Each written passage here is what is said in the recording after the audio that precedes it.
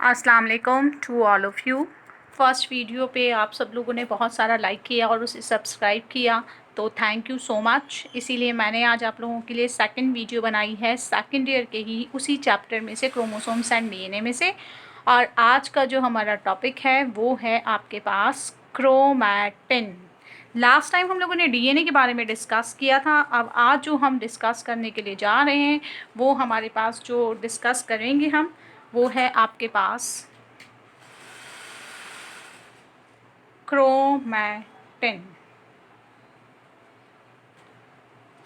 तो दोस्तों आज का जो हमारा टॉपिक है वो है क्रोमैटिन। तो हम सबसे पहले पढ़ेंगे व्हाट इज़ क्रोमैटिन।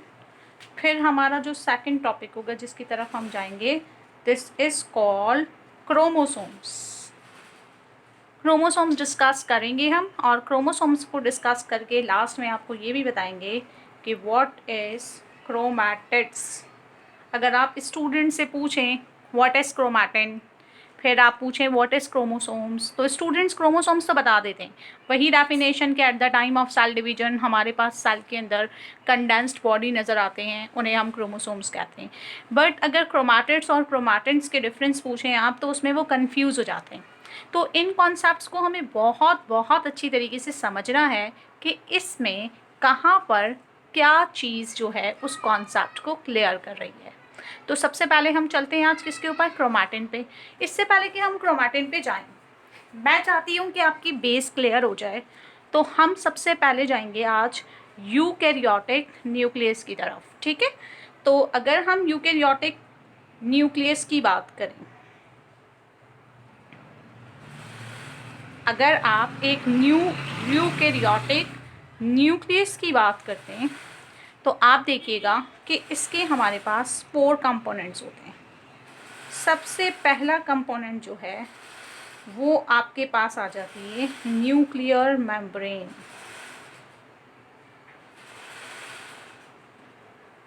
ठीक है, ये अगर आपका न्यूक्लियस है तो सबसे पहला कंपोनेंट क्या है आपके पास, न्यूक्लियर मेम्ब्रेन है।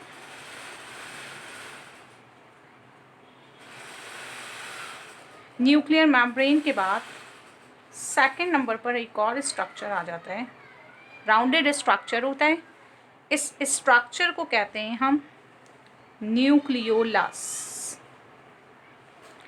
फिर हमारे पास न्यूक्लियस में हमें एक इस तरह का स्ट्रक्चर नज़र आता है, this is called chromatin network. इस स्ट्रक्चर को कहते हैं हम chromatin, that means it is the same chromatin, ठीक है। तो जब ये आपके पास अनकंडेंस्ड फॉर्म में बहुत ज़्यादा, आप यूँ कह लें पूरे न्यूक्लियस में बिखरा हुआ आपको एक स्ट्रक्चर नज़र आ रहा होता है, ठीक है, जो प्रोटीन डीएनए के मिलने से बनता है, इस स्ट्रक्चर को क्या कहते हैं हम, क्रोमैटिन। इसीलिए हम नेटवर्क की फॉर्म में नज़र आता है तो क्या कहते हैं इसे हम, chromatin network. So first component is nuclear membrane, second component is nucleolus। न्यूक्लियोलास जो है वो राइबोसोम्स की फॉर्मेशन करता है, ठीक है, और आरएनए बनाता है। फिर आपके पास आ जाता है chromatin network which is total genetic material, ये थर्ड कंपोनेंट है। अब आप सोच रहे होंगे कि फोर्थ कंपोनेंट कौन सा है, तो आपने याद रखना है फोर्थ कंपोनेंट जो है हमारे पास वो है आपके पास न्यूक्लियस के अंदर मौजूद, ये जो आपको रेड कलर का स्ट्रक्चर नज़र आ रहा है in the form of solution, this is called nucleoplasm. तो ये स्ट्रक्चर कहलाता है आपके पास न्यूक्लियोप्लाज्म। This is 4 component. और आपको ये जो सेंट्रल रीजन में जगह जगह इस तरह के स्ट्रक्चर नज़र आ रहे हैं, ठीक है, ये जो हैं ये बनाते हैं आपके पास न्यूक्लियर पोर्स। तो हमारे पास कंपोनेंट्स कितने हैं यूकैरियोटिक न्यूक्लियस के, 4 कंपोनेंट्स हैं। इनमें से देखिए न्यूक्लियर मेम्ब्रेन जो है वो आपके पास क्या फंक्शन परफॉर्म कर रही है, ये एक बैरियर है साइटोप्लाज्म और न्यूक्लियोप्लाज्म के दरमियान में, और जो पोर्स हैं वो ट्रांसपोर्ट का फंक्शन परफॉर्म कर रहे हैं। न्यूक्लियोलस क्या कर रही है आपके पास, राइबोसोम्स की फॉर्मेशन में हेल्प करती है, और at the time of cell division जब भी सेल में क्रोमोसोम्स नज़र आएंगे उस वक्त आपको याद रखना है कि न्यूक्लियोलस नज़र नहीं आएगा, यानी क्रोमोसोम्स और न्यूक्लियोलस के दरमियान में एक अपोजिट रिलेशनशिप होता है, इसे एंटागोनिस्टिक रिलेशनशिप भी कहते हैं। क्या कहते हैं हम इसे? Antagonistic relationship. इसी तरह क्रोमैटिन नेटवर्क है, chromatin network at the time of cell division convert हो जाएगा किसके अंदर? क्रोमोसोम्स के अंदर। यानी क्रोमैटिन ही वो टोटल जेनेटिक मटेरियल है, ये टोटल आपके पास क्या है? जेनेटिक मटेरियल है। इस जेनेटिक मटेरियल से ही आपके पास तमाम के तमाम क्या बनेंगे?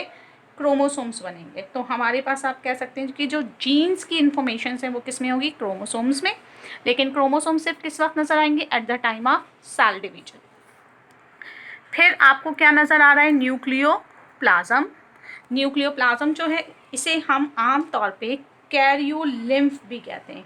कहीं जगह पे आपको लिखा हुआ मिलेगा कैरियोलिम्फ। लिम्फ कहते हैं कलरलेस सॉल्यूशन को और कैरियो कहते हैं न्यूक्लियस को। तो न्यूक्लियस में पाया जाने वाला जो आपके पास क्या होता है? सॉल्यूशन होता है, डेट इट्स कॉल्ड द कैरियोलिम्फ, या हम इसे न्यूक्लियोप्लाज्म भी कहते हैं। ठीक है, तो ये तो हमारे पास यूकेरियोटिक न्यूक्लियस था। मैंने आपको क्यों यूकेरियोटिक न्यूक्लियस बताया है? ताकि आप इस सारी चीज़ों को समझ सकें। अब आ जाइए, हमारा जो कंपोनेंट है वो क्या है? Chromatin network. हमें किसकी तरफ जाना है इस वक्त? क्रोमैटिन नेटवर्क की तरफ जाना है। ये हमारे लिए बहुत इंपॉर्टेंट है, तो हमें ये देखना है कि ये क्रोमैटिन की केमिकल कंपोजिशन क्या होती है। तो अब हमारा जो अगला टॉपिक है वो हम देखेंगे, व्हाट इज क्रोमैटिन।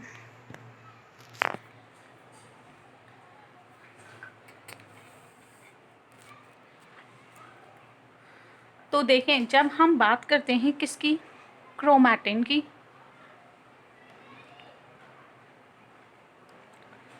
तो क्रोमैटिन जो है आपके पास ये दो चीज़ों के मिलने से बना है। इनमें से एक चीज़ क्या है आपके पास? प्रोटीन है, और दूसरी चीज़ डीएनए। डीएनए के बारे में हमें इस वक्त पढ़ने की ज़रूरत नहीं है। हम अपनी प्रीवियस वीडियो में बहुत अच्छी तरीके से डीएनए का स्ट्रक्चर पढ़कर आ चुके हैं। Now what we have to do, इस वक्त हमें क्या पढ़ना है? इस वक्त हमें क्रोमैटिन पढ़ना है, तो उसके लिए हमें प्रोटीन्स पढ़ने की ज़रूरत है। हमने कल बात की थी या लास्ट वीडियो में